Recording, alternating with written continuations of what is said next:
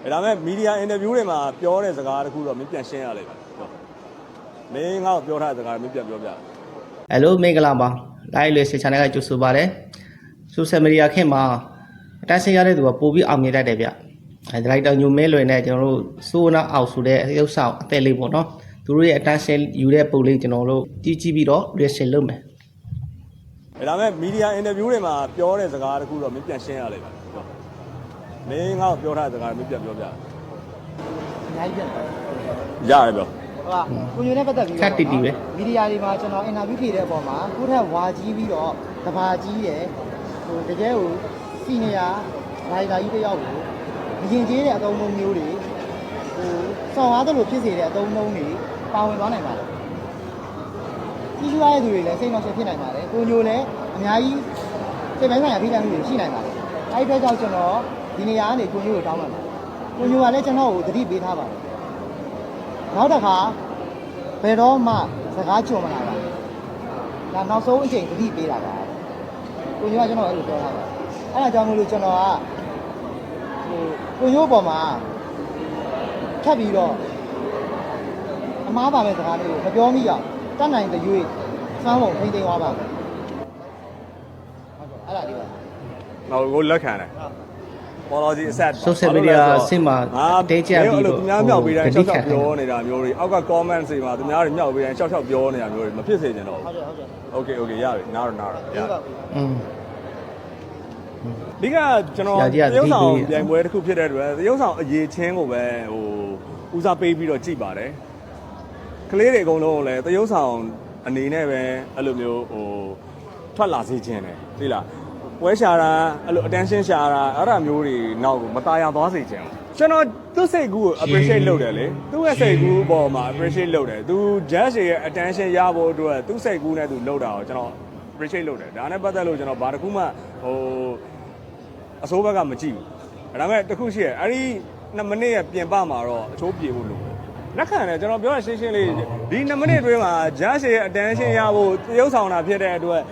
လက်ခလည်းပဲထောင်ပြပစိုးပဲလှန်ပြကျွန်တော်အကုန်လက်ခံတယ်အကုန်ခွင့်ပြုထားတယ်ဒါပေမဲ့အဲ့ဒီရဲ့ပြင်ပမှာတော့နည်းနည်းစကားပြောတာဆိုတာဆင်ခြင်ဖို့လိုတယ်အပါစေးဒါပြောတာမရှိပါဘူးကျွန်တော်ကဟိုဒီဟာနဲ့ပတ်သက်လို့ဘယ်သူ့ပေါ်မှာမှဟိုဘယ်လိုပြောမလဲချင်းနဲ့ပါပဲအကုန်လုံးနဲ့အခုကမီဒီယာအင်တာဗျူးတွေမှာနည်းနည်းဖြေတာလေးတွေအများများလာလို့ပြောရတော့တာတောင်းပန်ပါတယ်စပြီးတော့အဲ့ဒီဗီဒီယိုကလစ်စပြီးတော့တက်တဲ့နေတွေကသူကျွန်တော် Messenger မှာလာပြောတယ်အကိုရေးတဲ့viewer တွေအရန်တက်နေလို့ကျွန်တော်အခုအားနာတယ်တောင်းပန်ပါတယ်ရတယ်ညီလေးလို့စိတ်ထဲမထားနဲ့လို့ပြောလိုက်ပြီးသားဟာကိုအင်တာဗျူးဖြေရတာဒီကောင်နည်းနည်းအရသာတွေ့သွားပြီးတော့ထပ်ဖြေနေတော့အဲ့ဒါသတိပေးထားတော့ဟိုစိတ်ဆိုးရတယ်ဆိုတာဟိုပါအဓိကဟိုသူတို့ကိုပွဲအဲ့လိုမျိုးရှာတတ်သွားတဲ့သူမျိုးမဖြစ်စေချင်တာသိလားတရုပ်ဆောင်အရေးချင်းနဲ့ပတ်သက်လို့ဟိုသူ့ရဲ့တရုပ်ဆောင်အရေးချင်းကိုပဲအားကိုးပြီးတော့တက်သွားတဲ့လူမျိုးဖြစ်စေချင်တာသိလားဟိုဒီလိုမျိုးပွဲရှာပြီးတော့လူသိများသွားပြီးတော့ဒီလောကထဲကိုကြောကြောင်နဲ့ရောက်လာတဲ့သူမျိုးတွေမဖြစ်စေချင်ဘူးဘယ်သူမှမဖြစ်စေချင်ဘူးသူကဟိုတရုပ်ဆောင်ဆိုတာလည်းတန်းဆင်းရမှပဲအောင်မြင်ပါလေဗျာနော်ဒါတန်းဆင်းအရေးကြီးတယ်ဘယ်လိုတန်းဆင်းတွေစာသွားလဲတရုပ်ဆောင်ပြန်ပြန်ဘယ်လိုတုပ်ဆောင်သွားလဲဆိုတာကျွန်တော်တို့ချက်ကြည့်မယ်ဒီတာညိုမင်းလွင်ဆိုတာခင်ဗျာဘာလဲဗျာခင်ဗျာလူတွေဘာလိုက်လို့လဲငိုခိုင်းပြန်ပြီရီခိုင်းပြန်ပြီပြီးလို့ရှိရင်ကျူပိုင်းလေးဘာလဲခင်ဗျားတို့ရဘာလူတွေဘာမှတ်လဲစောက်ယူတွေမှတ်လားလူတွေကစောက်ယူတွေမှတ်လို့အဲ့လိုခိုင်းနေတာလား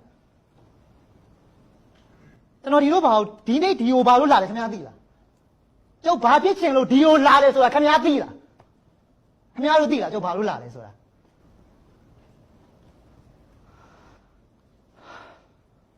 ဒီမှာကိုညုံမင်းလေကျုပ်ဒီကိုလာတဲ့အကြောင်းရင်းဟာမင်းသားဖြစ်ချင်လို့ဗျာစူပါစကားမင်းသားဖြစ်ချင်လို့မကြီးတယ်စူပါစကားမင်းသားဖြစ်ချင်လို့လာတာဗျာကျွန်တော်တို့တရုပ်ဆောင်လောကမှာမဟုတ်ဘူးเนาะဘယ်နေရာဘယ်လောကမှာမဆိုစီးပွားရေးလောကမှာเนาะဘယ်နေရာမှာမဆိုအတန်းဆင်းအရေးကြီးတယ်အတန်းဆင်းရှိတဲ့သူကတော့အောင်မြင်တာတော့ထုံးစံပဲဟိုအင်တာနက်ခဲဆိုရှယ်မီဒီယာခဲမှာတော့ဒါထုံးစံလို့ဖြစ်နေပြီဟိုအတန်းဆင်းရဖို့မျိုးတွေကိုလောက်ကြတယ်เนาะ live ပေါ်မှာ